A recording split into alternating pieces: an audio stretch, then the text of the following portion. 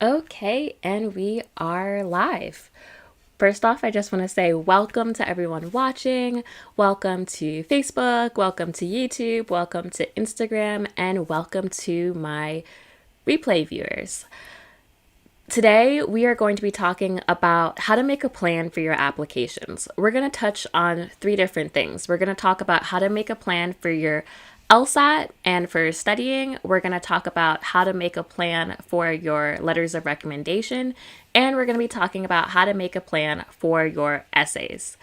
Now, just a little bit of housekeeping. I will be answering all of your questions at the end, so don't think that I'm not seeing your questions or your comments. Feel free to leave questions and comments, and we'll get to them at the end. And as always, at the end, I will pray us out. If you want to know more about the law school application process, don't hesitate to download my free essential guide to applying to law school. That link is below. And also the link to learn how you can work more with me, whether in boot camp or in small group boot camps or in private consulting. So let's dive in. How to make a plan for your law school application process this cycle. And I think this is really important and really crucial because everything takes time, and the different parts of your application take a different amount of time, but you want to be preparing and planning ahead.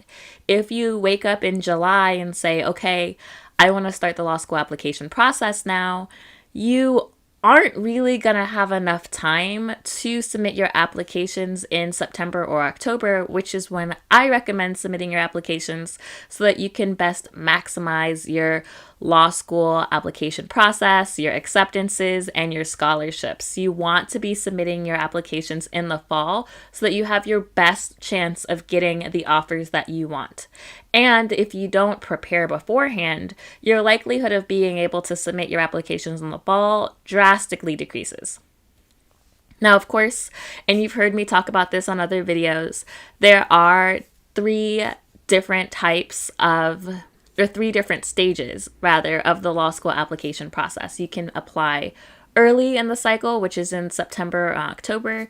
And even like November, you can apply kind of on time, which is that late November to January timeframe.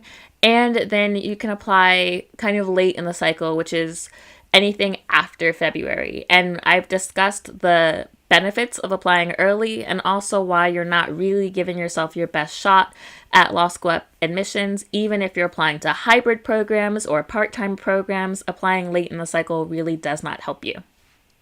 It doesn't help you with acceptances, and it doesn't help you in terms of getting the scholarship money that you want to go to those schools so that you're not paying full freight.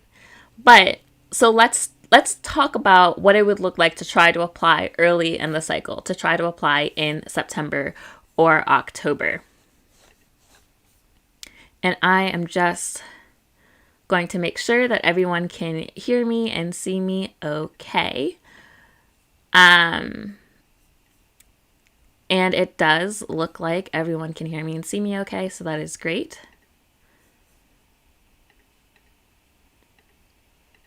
Awesome. Okay, so what does it look like to try to apply in September and October? Well, if you want to try to apply in September and October, then you really do need to give yourself at least 3 to 9 months, first off, to study for the LSAT. So we're going to talk about that first point. What is the plan that you need to make for your LSAT studying? You need at least 3 to 9 months to study for the LSAT. I don't really care who you are. At a minimum, 3 months. And that would be 3 months studying 3 hours a day. And then some people do need 9 months, even a year of studying. So realistically, if you say, I want to get my applications in September, when do you need to get your LSAT studying and your preparations ready? I would say in January is when I would take an LSAT diagnostic test. And again, I know that you've heard me talk about LSAT diagnostic tests before. What they are is it's a practice test. It's a free practice test. You can take a free one on Khan Academy has one. A few other test prep companies have free diagnostic exams. And that is to give you a baseline score. That is so that you know how long you need to study. And I do recommend taking that really early. If you took it in January and your baseline score was a 156, then and your goal score was a 165, then you know that you've got about 9 to 10 points there that you want to try to target, and you can make an appropriate LSAT plan based off of that. If your diagnostic score is a 145 and you want to get to a 165, well, then you know that you've got about 20 points to jump, and you are going to want to do a lot more studying, right? You're not going to be able to do that realistically in those 3 months. You're going to need at least 6 or 9 months. You're probably going to need to sign up for a course. You're probably going to need to get a tutor. And so we're talking about maybe budgeting for a course and budgeting for a tutor. We're talking about making sure that you have enough time to take the course, enough time to troubleshoot in case anything goes wrong. So you really do want to take a diagnostic as early as possible. So if you're listening to this right now and you're planning to apply to law school in the fall and you haven't yet taken an LSAT diagnostic test or a practice test, you haven't started studying for the LSAT, that's okay. I'm not telling you to go in and freak out, but you do want to get started on that. Like, what are you doing this weekend? The answer should be taking an LSAT diagnostic test. In case it was like a quiz, that's the right answer. You should be taking an LSAT diagnostic test this weekend. You want to figure out where you are so that you can figure out where you're going. There's actually a video on my YouTube page, top 5 mistakes students make when studying for the LSAT. I did it with Mina Perrone, who is the owner of Logic Games Pro. We're really good friends. She's a fantastic LSAT Logic Games tutor. But we did a video on those top 5 mistakes that students make, and one of those is not taking a diagnostic test at the beginning of their studies. So let's say you've taken a diagnostic test and you're like, now what? Now you want to figure out when you're going to take the LSAT exam. So the LSAT exam, and I have the full list of the 2021 to 2022 LSAT exam dates on my Instagram. My Instagram is at Montgomery Consulting. You should definitely be following that. I post tips every week. I'm just trying to give you guys as much information as possible. So on there, I do list all of the LSAT 2021 to 2021 to 2022 dates. And you'll see that the next kind of 3 tests coming up, there's a June test, there's an August test, and there's an October test, right? Those are kind of the next 3 test dates coming up. There's, usually a November test as well, and then it jumps to January. Now, at the beginning of this, I said I'm going to try to give you a timeline for applying early in the cycle, for applying in that for applying in that September through October, November timeframe, right? And so what that means is that you need to be taking the June or the August LSAT exam, maybe the October LSAT exam, to get in that September through November window. Those are the 3 test dates that are going to get you a test score that still allows you to apply relatively early in the cycle. So if you haven't started studying for the LSAT yet, I don't recommend taking the June LSAT because you don't have enough time. I told you it takes 3 to 9 months. We're only about 2 months away. That's just really not enough time. However, you can start targeting the August LSAT. And that is completely fine and totally acceptable in order to get your scores, in order to submit your applications in September through November. I will say that an important note is that the August LSAT changes format. The August LSAT is a different format than the June LSAT. For those of you who have been on this LSAT journey and following it for some time, you know that the June LSAT and the past kind of year of LSATs have been under this LSAT Flex. And what that means is that the LSAT used to have 5 sections, 2 sections of logical reasoning, 1 section of logic games, 1 section of reading comp, and kind of a 5th experimental section that didn't count towards your score, but it could have been any one of those 3 sections. The June LSAT exam, and like I said, the last 12 months have been on LSAT Flex, which means that they've only had 3 sections, 1 of each. They've had a logical reasoning, a logic games, and a reading comp section, right? That's it. 3 35-minute sections, no experimental sections, no breaks, and it's been at home, right, digitally on your computer.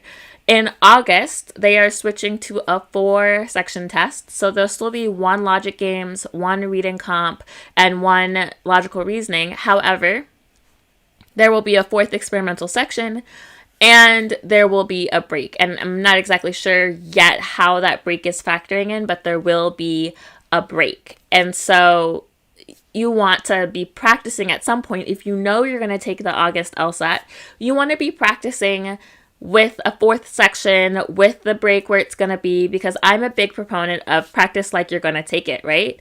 Practice doesn't make perfect. Perfect practice makes perfect. If you practice poorly or you practice in a completely different way than the test is, it's not going to help you, because come test day, you're going to be like, oh, there's an extra section. I'm now more tired, or I'm flustered because I had 2 logic games in a row because one of them was experimental. You want to get in the habit of practicing exactly like you're going to take the test. I even tell people, if you know when you're going to take the test, back in the day, the test was always at 8 a.m.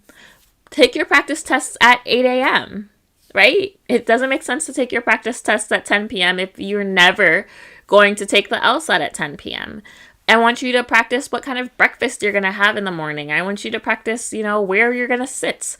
Are you going to have the fuzzy slippers on or not? Are you going to have the fan on or not? I know that this seems really granular, but these kind of things will get your body into a muscle memory so that when it comes time to take the test, even if you're feeling a little nervous, you're going to be like, oh, this is exactly like last weekend and the weekend before and the weekend before. This is where I sit. This is what I wear. This is what I've eaten today. This is the time that I take my LSAT tests, and that will internally calm your body down. I'm also going to plug mindfulness, right? All of this is about kind of controlling the anxiety that comes up when we start to take the LSAT, and that poor performance sometimes that happens, which is different from how we've been practicing. I did a video with my friend Grantley Neely at Granite Test Prep, and he has a fantastic course that is like $17. It's Mindfulness for Academic Achievement, and it's an 8-week course that will really walk you through how to use mindfulness and incorporate it into your kind of test prep situations, and it will help you be able to get control over things like anxiety and over all of those mental blocks that we have when it comes to studying, or a lot of pressure. So I really recommend that as well. So I just wanted to let you know that if you're taking the August LSAT or the October LSAT, right, you want to be practicing with those 4 sections. You want to be practicing exactly like you're going to take the test. Absolutely a good timeline. I would be telling you, like I said, to take that diagnostic now, this weekend, this month, figure out what kind of test prep course you're going to use. A lot of them are 100-day courses for good reason, and then also see if you're going to use a tutor or not. Now, that's kind of the timeline for the LSAT exam. If you end up taking the November LSAT exam, you are going to be applying more on time, which is fine. That's fine. For most schools. For the highly selective schools, you want to be applying still early, but if you apply in November or December, it's fine. January, we start getting a little dicey. I start getting a little nervous, but the November test is absolutely fine for getting your applications in November or December. Okay, so we kind of covered the LSAT. The second thing is you want to make a timeline for securing your letters of recommendation, and really for all things LSAC. And LSAC is the Law School Admission Council. That is the hub of your applications. That is where you're going to do everything from apply to submit your transcripts to get your letters of recommendation. So a plug, sometimes getting your transcripts sent to LSAC takes a little bit of time. You have to get all of your transcripts. You have to get your transcripts from study abroad, from if you have a degree from another country, if you took some classes at a community college but, then didn't transfer somewhere else. All of your transcripts need to be collected and submitted to LSAC. So I think that's really important for you to know that can take time. And if you're already done with school, there is no time like the present. So I would do that. Also this weekend. Generally speaking, it probably won't take more than a few weeks to get your transcripts in, but once the summer kicks in and everyone is sending their transcripts and everyone is requesting things to LSAC, they are going to start to get a little backed up. So right now, no one is really sending their transcripts. So this is a really great time for you to take the moment and send your transcripts, get everything in. If you need to call LSAC, this is also better because over the summer, hold times to get in touch with someone at LSAC can be ridiculous. So you want to be making sure that you're doing that. And also just to go back a little bit to when I was talking about your LSAT preparation and timeline, if you are seeking accommodations, whether that's for test anxiety, ADHD, dyscalculia, any kind of accommodations, you want to also start that process now because it can take some time. The deadline to apply for accommodations is the last day to register for the LSAT exam. So that means that you need to be talking to your doctors, getting your medical documentation. You need to get all of that together in time to submit when you submit your LSAT registration so that you can have the accommodations that you need. So if you're someone that's thinking that you might need accommodations, that's really another good plug for getting that process started as soon as possible. Now, for letters of recommendation, I usually say you should give your professors at least a month, but probably 2 months to write your letter of recommendation. And you want to make sure that you give yourself a month buffer in case something happens with LSAC and they have issues uploading it. So if I want to submit my application September 15th, that means I need to tell my recommenders that they need to try to have their letters uploaded to LSAC by August 15th, which means that I need to be asking my recommenders by June 15th. Right? You see how we kind of work backwards from when you want to apply. Now, this one is not quite as time sensitive right now because it's still in April, but some of you have not fostered the relationship that you need to with your professors. Some of you don't know who you're going to ask, and this is a good time to build that relationship because if you're not asking till June 15th, that gives you about 2 months to set up a coffee or go to virtual office hours, connect with your professor, and then connect with them again. And then maybe on your 3rd time you make the ask, or your 4th time connecting you make the ask. You have enough time to build stronger relationships with professors, and that goes for employers as well. Maybe you can take on a little bit more at work, or you can really be a leader in certain projects. You can try to make that ask as easy as possible when you ask. Not all of us have had like wonderful relationships with employers or professors up to this point, but you have time to change that. And so that's why I really wanted to include that in this segment, because some of you will need to be doing some groundwork right now so that when June and July come around, you can make the ask, you can ask confidently, and you know that it's going to be the best person to write your letter of recommendation. Now, I talk a lot about on my blog, on my YouTube, in the Essential Guide, how you go about getting a letter of recommendation. You can check it out in the guide. I talk through all the things that I would prepare for your recommender, the anecdotes and the information that they will need to write you a strong letter, what it looks like a strong letter, and also a template for how to write your own letter if an employer asks you to draft it first. So all of those things you can check out in my guide. I walk you through the whole process because you don't want to just ask and then just hope that they write the right thing, because 9 out of 10, they're probably not going to. You want to help them a little bit and give them as much information as possible to make sure that they are going to write a recommendation letter that is going to really be impactful to admissions committees. And recommendation letters do mean a lot to admissions. Different schools, it means a different amount, but there are some schools that really value the letters of recommendation, and you want to make sure that you're submitting your best ones. Also, poor letter of recommendations can really hurt your application package. Now, speaking of your application package, that third point that I really want to talk to you about is your essays. And quite frankly, this is where I see a lot of students falter. They are so focused on the LSAT, and that makes sense. I understand the LSAT, of course, is such a large part of your law school application.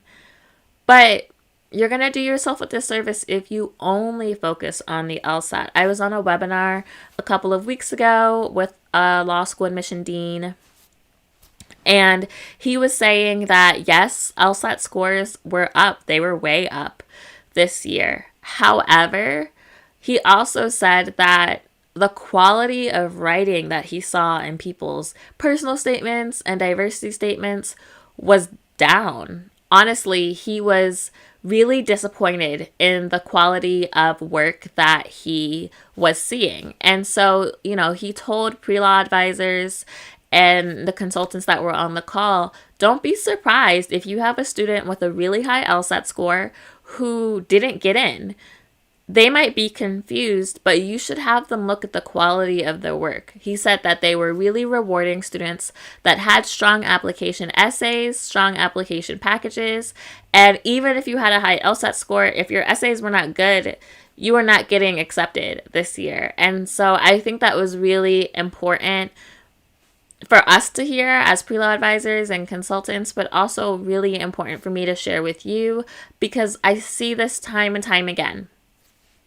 Students so focused on their LSAT, and then when it comes to their essays, they just rush and they kind of throw it together, or they will invest in LSAT prep, but they won't invest in getting help with their essays. And you're really hurting yourself and shooting yourself in the foot, because sometimes what ends up happening is even if you invest in the LSAT, we all know that things sometimes don't go as planned. And so if you spend all of your time prepping for the LSAT and all of your money prepping for the LSAT, and you still don't get the score that you want, what you would ideally have in that situation is still really strong essays, really strong letters of recommendation, and you would have been applying in September. However, oftentimes students still don't get the score that they want, but then they also haven't given themselves any time and any investment in their essays, and so they have not so great essays, and they're kind of applying late, and now they have a poor score. And it just really compounds into a really bad situation. So I really try to stress to my students that you absolutely need to be prioritizing the written application portions of your application just as much as you're prioritizing your LSAT exam, because they do look at your application holistically, and LSAT is a median, and how they're able to look at it holistically depends on when you apply, whether you're applying in September or you're applying in January, completely different. Remember, you can be the same exact applicant, same test scores, same essays, apply in September, get in with scholarship money, apply in February, get denied. It is really important that you understand the power of timing in your application process. But when it comes to your essays, I tell students it takes at least 3 to 4 months to create really strong essays all around. That's your personal statement, your diversity statement, any addenda, your resume, and any supplemental essays, YS essays, scholarship essays, all that good stuff, right? It takes at least 3 to 4 months. Sometimes people will come to me and they will want to wham bam the process and get it done in 2 weeks. And I'm like, well, that is not how this works. You might have something in 2 weeks, but you're not really going to have what you need. Even in my personal statement online course, I say that it takes 4 to 12 weeks to do that. You want to make sure that you're giving yourself enough time. And even at the end of the 4 weeks, you're going to have a really strong first draft, but it's still going to need a second pair of eyes and all those things that take it from good to great.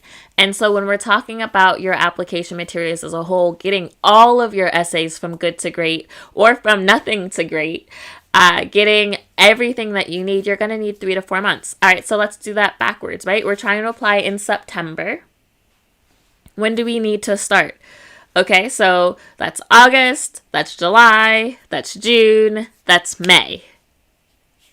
So I would say May, which is basically at the end of next week, is that minimum amount of time. Now, I work with students as early as even January for the September cycle, and I will tell you it makes a huge difference in where they get into school. It makes a huge difference in their acceptances and their scholarships, and also just the peace of mind and the lack of stress that they have. And I will also tell you that I only have one more spot left in my May boot camp.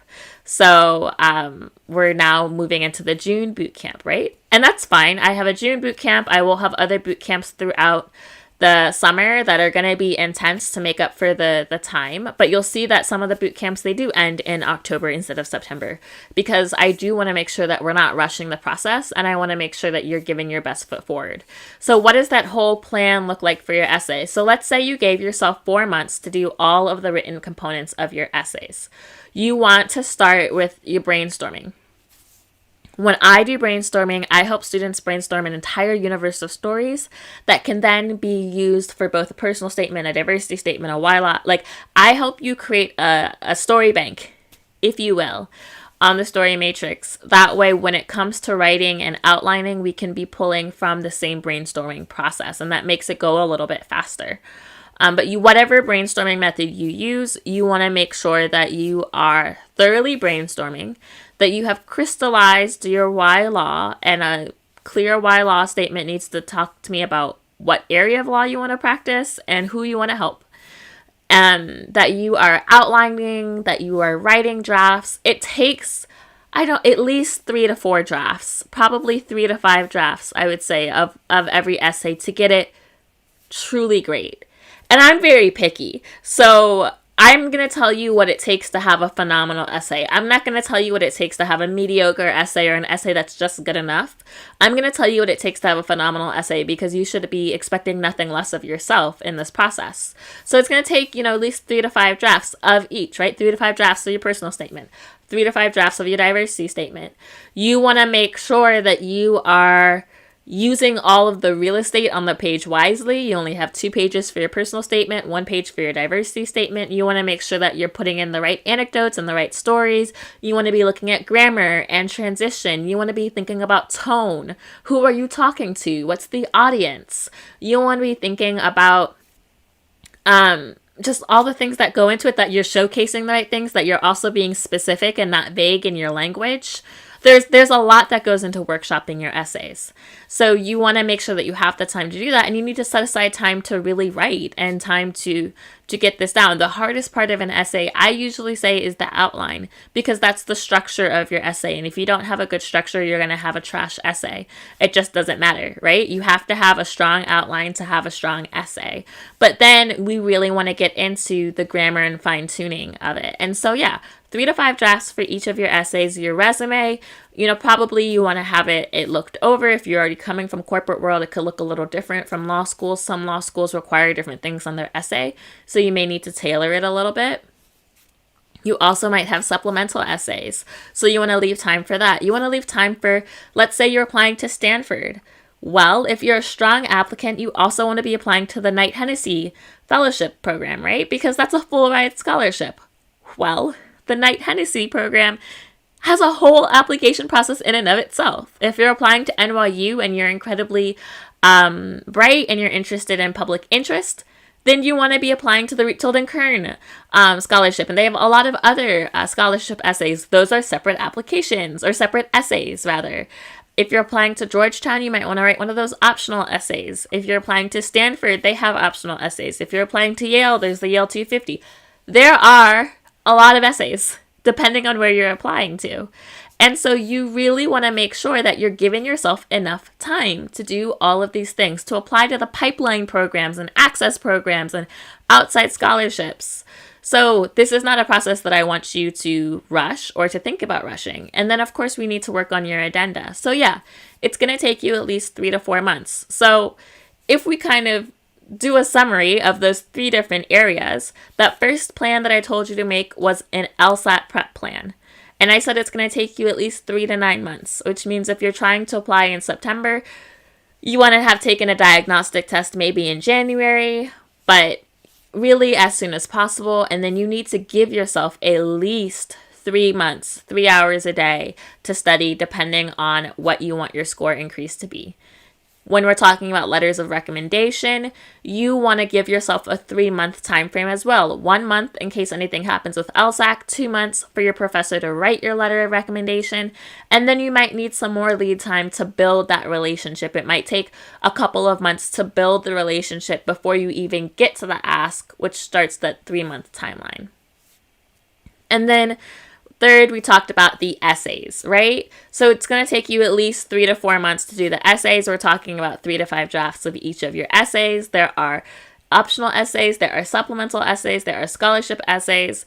There's having a strong personal statement and maybe even tailoring the end of your personal statement to every school. There's a lot that goes into that. And so you want to give yourself at least 3 to 4 months, which means that if you are trying to do this process and apply in September, you need to start the process by next week for your essays, right? May 1.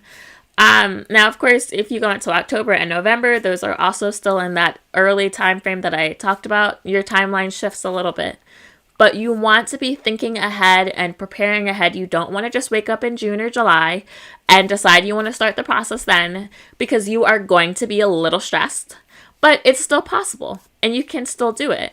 But then I would strongly suggest, if you're going to start the process in June or July or August, that you have expert guidance walking you through to make sure that you're not wasting time, to expedite some parts of the process, to expedite the brainstorming, to, bring all the pieces of the puzzle together a little bit quicker so that you can still get your applications in November or December, so that you're not waiting until January to apply. Because at that point, you really are starting to change a little bit what the acceptances and scholarship money might look like.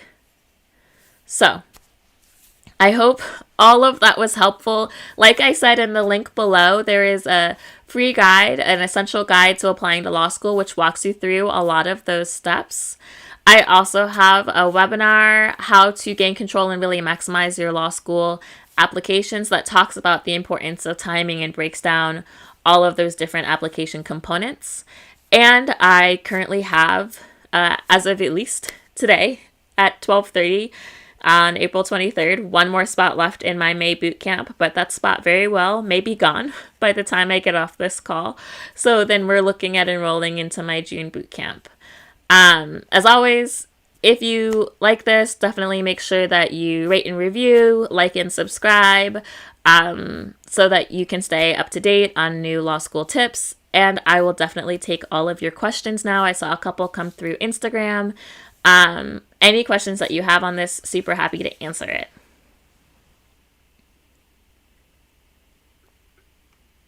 Okay, so someone asked me, how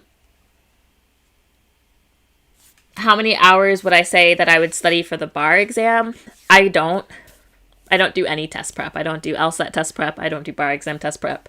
I am purely a law school admission consultant, so I consult on the application process. The bar exam is like all encompassing. I mean, the bar exam is it's like 8 hours a day for a few months. And I was definitely cocky.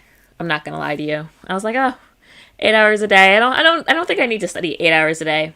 Well, I played games the first couple of weeks of studying for the bar and then found myself super stressed. And it was like, wake up, study for the bar, go to sleep, repeat. That was the bar exam. I passed. Woo. I'm a barred Maryland attorney. And I passed the first time, which is a blessing. But I used Barbary. Shout out to Barbary. Would not trust anyone else with my bar prep. I know there's other companies, but I'm a ride or die Barbary fan. They literally saved my life when I was trying to play games with my life. So I definitely recommend using a bar prep company. I definitely recommend using Barbary. I was also a Barbary rep, so they paid for my bar prep course. So I feel like I'm a little biased for sure. But yeah, the bar exam was like 8 hours every single day for a few months. Okay, are there any other questions about timing or anything?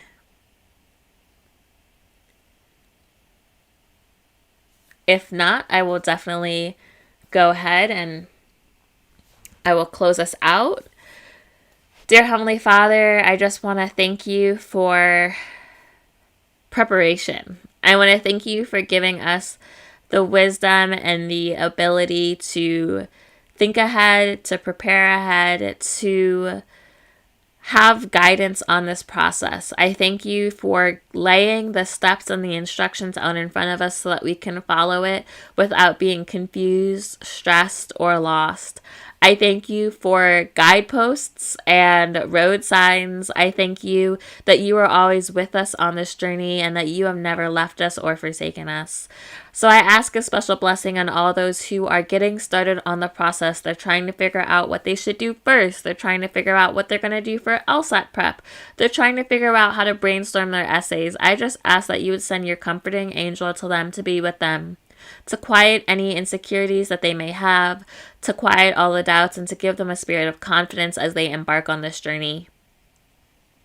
I ask that you would remind them that you have called them to this vocation for a reason, that you have a purpose, a plan, and a calling on their life, and that they have not found themselves in this place accidentally, that this is not a fleeting thought or a pipe dream that they may have, but that this is ordained by you and that they are meant to go through this process and that they are meant to come out on the other side an attorney, dear Heavenly Father.